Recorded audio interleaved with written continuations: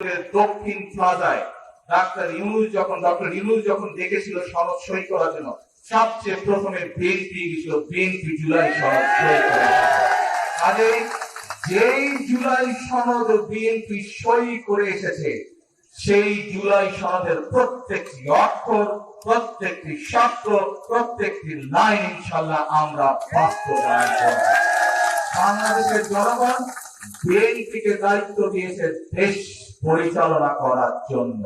কাজেই সনদ যদি বিএনপি সই করে এসেছে, যেই সনদে অন্যরাও সই করে এসেছে, আমরা দেখেছি এই যে এখন যারা বিরোধী দলে আছে, প্রথমবার দেখলাম তারা গেল করবে কি করবে না একটা ঢিলে জমা, আর তাদের সাথে আরেকটা দল আছে তারা তো তখন সই করে নাই, তাদেরকে দেখলাম নির্বাচনের পরে গিয়ে হঠাৎ করে তৈরি করে সই করলো। তো ভাই, সবচেয়ে প্রথমে এই জুলাই সনদে কে সই করেছে? যারা